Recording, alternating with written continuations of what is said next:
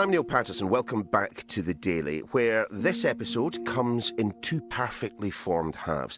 Later, we'll be casting our eyes across the Atlantic to President Biden, who's asking for significant amounts of aid to send to Ukraine and Israel. You know, history has taught us that when terrorists don't pay a price for their terror, when dictators don't pay a price for their aggression, they cause more chaos and death and more destruction. They keep going, and the cost and the threats to America and the world keep rising. But we begin with domestic politics, and boy, they must be running out of champagne and superlatives at Labour HQ. After a famous victory in Scotland, taking Rutherglen and Hamilton from the SNP, last night, two very safe Conservative seats also turned red. Tamworth Sarah Sienna Edwards is duly elected. And Mid Bedfordshire. Alistair Luke Strathern elected as Member of Parliament. I'm looking at your grinning, beaming smile here. What do you think about the fact that you've turned round such a big Tory majority into not a big Labour majority, but a majority of over 1,000? Well, I think the results both here and in Tamworth show that the country is so desperate for change. Fresh from his 40th by-election, count them, dear listener, our chief political correspondent, Jon Craig. Jon, so how much sleep have you had? I think about 3 or 4 hours. I almost missed breakfast in the hotel. The Sky News booked us, the Sky News team, into the Champneys health spa. I don't know what they're trying to tell me. Jon, let's just perhaps turn our attention to the politics. You were at Mid Bedfordshire, but Tamworth as well. Both of these would have been considered very safe Tory seats, wouldn't they? Labour had high hopes of taking Tamworth. Back in 1996, the seat that was more or less what is now the Tamworth seat, I think it was called South East Staffs or something like that then, Labour won a famous victory there, and of course that was a year or so before Tony Blair won his landslide. Now what Labour MPs are desperately hoping is that these big gains that they're making now provide a similar sort of springboard for a general election victory next year. I mean, you mentioned Rutherglen and Hamilton West. That was 2 weeks ago. I was there for that one. And interestingly, the swing to Labour at Mid-Beds, 20.5%, was That's almost incredible. certainly identical to the one in Rutherglen. Of course, that was against the SNP. This one was against the Tories. Labour had held the Tamworth seat in the Blair years, an MP called Brian Jenkins, and then Chris Pincher won it, I think it was in 2010. But Mid-Beds, my word, talk about a Tory safe seat. It's been Tory since 1931.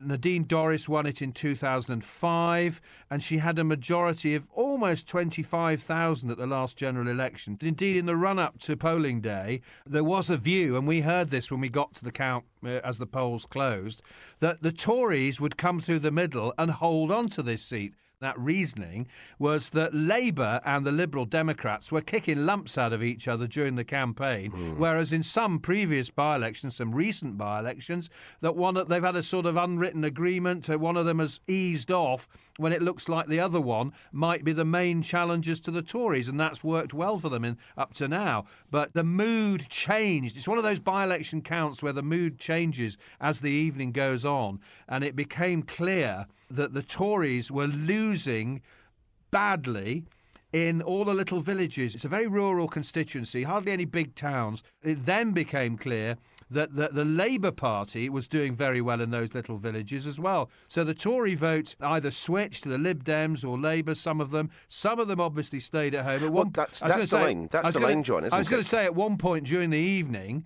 a Tory source said to me at the count, the bad weather was a factor. I mean, here we have the Tories now blaming the weather for their defeat. Greg Hands, the Tory chairman, has the morning after the night before been blaming low turnout. Well, it was a respectable 44% in Mid-Beds, which is not bad for a by-election.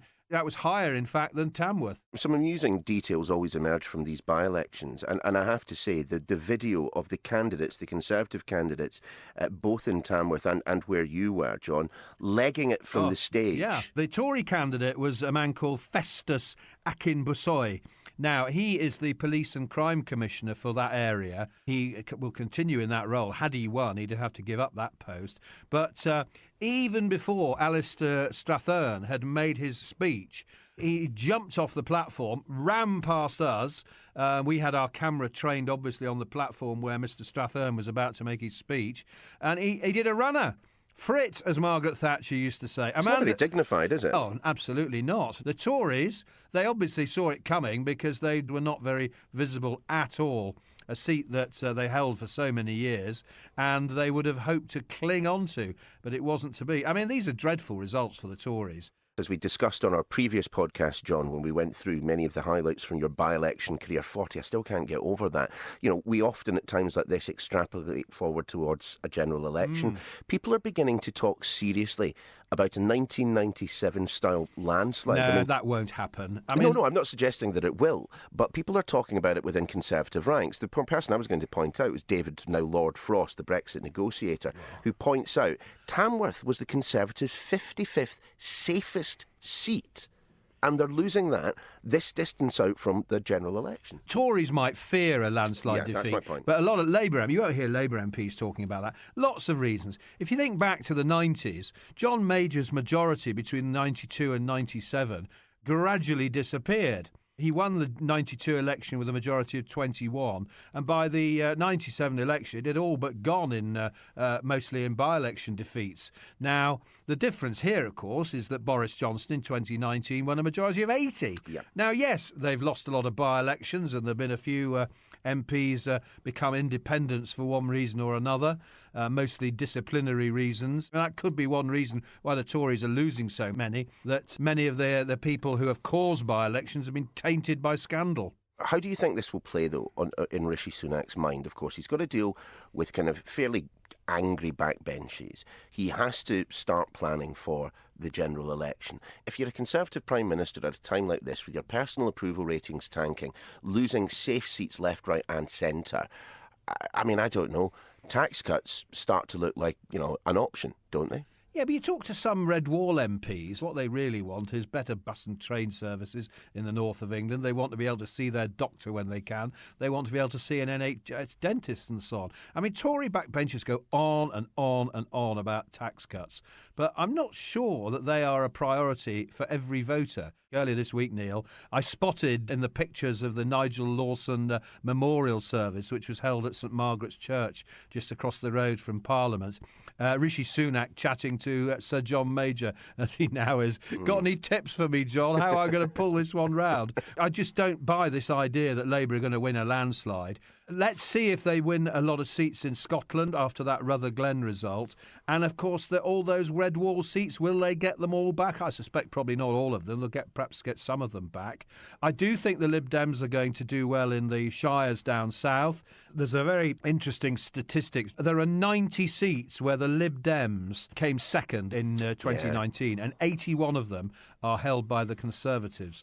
But I think after what we've seen overnight is that any Tory MP with a majority of not just under 5,000, but perhaps under 10,000, under 15,000, will be thinking, oh my goodness, I could be out at the next general election. I mean, on the basis of what we have seen over the by-elections recently, anyone who's in the 20,000 and under, I think is incredibly risky. But John, in a minute, we're turning our attention away from politics and back to Israel and the United States funding of it. A different point, though, for you. In a general election, I wonder how the Ukraine conflict might play, but particularly the Israel-Palestine situation, because, of course, it has long been an issue for parts of the Labour Party, hasn't it? I'm not sure that foreign affairs will be a big issue at the general election. I come back to my view that it's the economy, stupid, as was it Bill Clinton said that? I think it was. Yeah. That's the big issue, the cost of living crisis. I mean, I noticed that the government hopes inflation's coming down, but every time I drive past a petrol station, I see that petrol and diesel prices are going up again. So that's a tough one. The NHS, well, they'll never solve the waiting list problem so long as half the NHS staff are on strike. Incidentally, I'm not sure that Wes Streeting's idea of getting NHS staff to do more overtime is a brilliant idea. I think they'd probably say, hold on, Mr. Streeting, we're working long enough hours as it is. Brexit, I think, has gone as an issue now, really. Labour are desperate to keep quiet about that. Rachel Reeves, who I think is very impressive as Shadow Chancellor and got that endorsement from Mark Carney at the Labour Party conference in a video, the former Bank of England governor appointed by a Tory Chancellor, George Osborne. Rachel Reeves keeps saying to people, Ask yourself this: are you better or worse off than you were 4 years ago at the last general election? And that's a question Ronald Reagan used to ask. Are you better off than you were 4 years ago? And a lot of people will say, well, actually, no. And that's bad news for the Tories and obviously good news for Labour. Certainly is. Jon, we should, of course, direct people back in their podcast feed to the episode we recorded and released just a few episodes ago, where we went over some of the many by-elections that you have covered in your own inimitable style. But for now, thanks very much indeed, mate. Thanks, Neil. Get back to your bed. Stay right where you are. In just a moment, we will be speaking to our defence and military analyst about Joe Biden's plea for more money for Ukraine and Israel.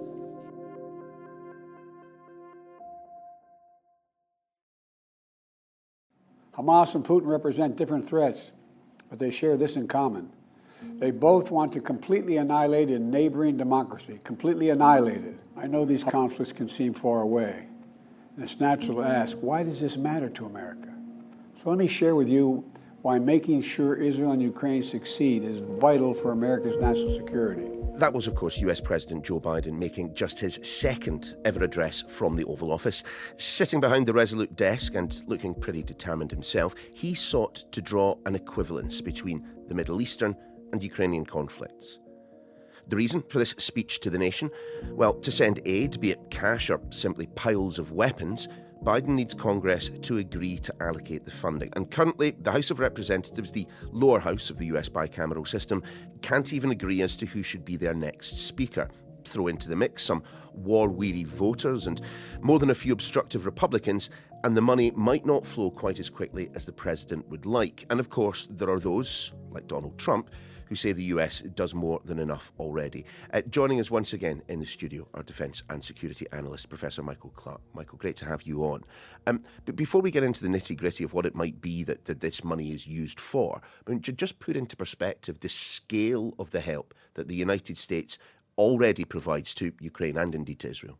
Yeah, the United States has put in $113 billion to Ukraine and is looking towards another $24 billion, and there's $6 billion of that is stalled in the bill that they couldn't get through. As an example, compare that to, say, the UK's overall defence budget. Yeah, overall defence budget is about $46-47 billion at the moment. Huge amounts of money. Yeah, in terms of Israel, I mean, the US is committed to giving $3 billion a year by law in military aid to Israel. But this $100 million in immediate aid that President Biden is calling for is mainly, I think, for ammunition for Israel. Put into some context then what we might see happen. The lion's share of the money appears to be going to Ukraine. It would be a smaller fraction of the $100 billion going to Israel. And as many Republicans point out, these are two distinct conflicts. I mean, what do you make of that comparison that Biden was attempting to draw in that Oval Office address? The interesting word he used was an inflection point. He said we're an inflection point in history, one of those moments in history when it really matters. And it matters not just to the world, but it matters also to the United States, to show that the United States is on the right side of history, that we're not going to take a backward step with the march of the autocracies in China and Russia and across Africa and Asia and so on. It's very similar to the sort of tub-thumping speech he made sort of on behalf of democracy in Warsaw. When he'd been to Ukraine, he came back into Warsaw, and he made a pretty fabulous speech on the role of America in supporting democracies. And democracies have got to wake up to the fact that the world is turning darker, much darker. And the US has a role in this, not just as a matter of charity to the rest of the world, but for the United States' own good. So that was what he was talking about last night. And although he's saying, of course, the origins of the Israeli conflict now and the origins of the Ukrainian conflict are completely different, but they represent a similar problem for the United States, is that we, the United States, have to be seen to be a reliable partner, a partner who can move the dial in world politics when it matters, and it matters now. And still, there are those in Congress, particularly on the Republican side, who would see an end to support for at least the Ukrainian conflict. What would happen to Zelensky's efforts in fighting off the Russians if, and we're certainly not expecting this to happen, but if the Americans were to turn off the taps? Then the question would be, would the Europeans step up to the same amount? And they probably wouldn't. They would try to step up. They'd say they would do it, but they wouldn't do enough. And Putin would do quite well out of that. And the Russians, who've got their own problems, I have to say, would launch big offensives. But even the Russians, they can't launch a convincing offensive, in my view, until the spring of 2025. I don't think they can go onto the front foot again during 2024. Why is that? There's lots of reasons for that. Their own arms production is very poor. Sure. They're having real trouble in actually recruiting enough people and training them in the way they want. But it does mean that if Western support to Ukraine, as it were, diminished significantly, then the Ukrainians would undoubtedly lose territory. And then the war would become much more of a guerrilla war. The Ukrainians certainly won't stop fighting. They will not be beaten. They can outdo the Russians, or they can fight them to a standstill in most parts of Ukraine, but they can't throw them out. That's the problem. But if you're correct, doesn't that also mean that the Russians will have, the best part of a year, year and a half of the Ukrainians pinging them in their own territory with those longer range missiles that the Americans have been supplying? Yeah, the ATACMS. And as long as the Americans keep supplying ATACMS, and as long as Britain and France keep supplying Storm Shadow missiles, which are also very good, but numbers are a bit more limited, as long as they've got that hardware, then the Ukrainians can keep fighting fairly effectively. But ultimately, if American support dried up, then Ukraine would be in big trouble. Let's turn back to Israel. I mean, aside from the United States, we know, of course, Rishi Sunak is out in the region as we are speaking. But aside from the United States, who else is offering military support in the way that we expect the Americans to? Only Britain at the moment are offering some military support in intelligence terms in two ways. One is that we're offering support from our listening station in Cyprus, RAF Trodos, which is on Mount Olympus in Cyprus. It's part of GCHQ's network, and we do a lot of listening, always do, but we're doing even more now over Lebanon to find out what Hezbollah may be thinking about and doing. And also we've got a P-8 Poseidon aircraft. We've got one on station, been there since last week, flying in and out of Cyprus, and that's patrolling up and down. And then we've got these two RFA ships, the Royal Fleet Auxiliary ships, the Argus and the Lime Bay are going to arrive, and there's a company of Marines on board.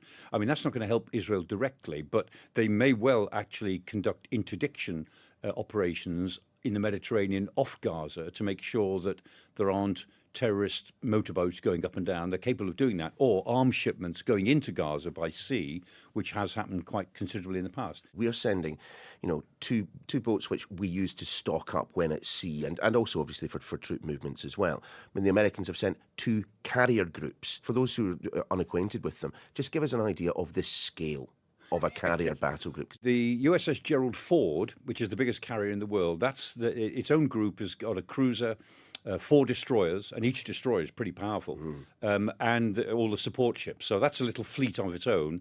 And then the USS Eisenhower is on its way. That won't be there for a little while yet. But the Eisenhower is similar. It's an enormous carrier, carries more aircraft than exist in our Air Force. Is it then as much about a deterrent effect? Is Biden just essentially reminding other players in the region, we are here in numbers, it might not be the best idea to get involved? Yeah, absolutely. What my friends in the Navy say, in our Navy say, is that this convergence of power is far more than the Americans need for what they might end up doing, north and south of Israel. In evacuation of civilians or whatever.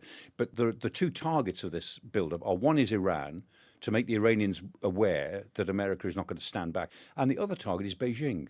They want the Chinese to see that when the Americans put their mind to it, without any particular strain, they can bring together a huge naval task group. Remember, this is the 6th Fleet and part of the Atlantic Fleet. The 7th Fleet, which sits in the Pacific, hasn't moved yet. And the 7th Fleet could do all of this and more if it needed to. And so partly this is also directed at China. Because of the tensions around Taiwan. Exactly. To say, if you're thinking of playing games around Taiwan, just look what we can do in a week. Just on that, I mean, where do you think, in terms of the Israel kind of Gaza conflict, where is the next flashpoint? Clearly, there is going to be this ground offensive. We know that a number of targets, hundreds of targets, were hit by the IDF just in the past 24 hours. The tempo appears to be changing. But, I mean, we mentioned Yemen, Iran, Lebanon. There are risks from around and about, aren't there? Yes, the big flashpoint is southern Lebanon. It's Hezbollah. Hezbollah are much bigger than Hamas. They're 10 times bigger. They've got more than 10 times as many missiles. They've got at least 10 times as many people who are more trained fighters. And they are a government. Yeah. They're not just a movement who are trying to run a small strip. And Hezbollah do what Tehran tells them. There are lots of reports of fighters, IRGC, Iranian Revolutionary Guards people, and other freelance fighters moving towards southern Lebanon. In Syria and Iraq, a lot of people are gravitating towards southern Lebanon. The area around the border already is deserted. Villages are just emptied. People have got out because they know what's going to happen next. And on the Israeli side of the border, the Israelis have required evacuation of all those villages and towns. So either side of the Lebanese border is now a sort of de-civilianized zone in which both militaries will now come together. And there have been lots of exchanges in the last week of rockets and artillery. They're just below the level of warfare, and everyone expects that boundary to be crossed maybe in the next few days. So the biggest flashpoint of them, what's going to happen in Gaza, is almost certain to be the Lebanese-Israeli border. And as and when that happens, then this becomes a much bigger conflict, because a lot of people across the Middle East will say, aha, this is our moment now to strangle Israel. We've waited for this for 50 years. This is the final assault now on Israel. That won't be true, but a lot of people on the Arab street, as they say, will say that. The question will be, does a little bit of their mentality in Tehran, do they believe that in Tehran? Could they be persuaded of that? One certainly hopes not. But, at this situation, you don't know how individuals are going to start to think. And unfortunately, at some point in the very near future, we will find out. Always a pleasure to have you on, Michael. Thank you so much for your time. And that is your lot for this edition of the Sky News Daily. We'll be back very, very soon. Hello, I'm Jack Blanchard. And I'm Sam Coates. And we're inviting you to our homes every Sunday to give you the lowdown on what to expect in the political week ahead. From Politico and Sky News, this is Politics at Jack and Sam's. Available every Sunday evening, wherever you get your podcasts.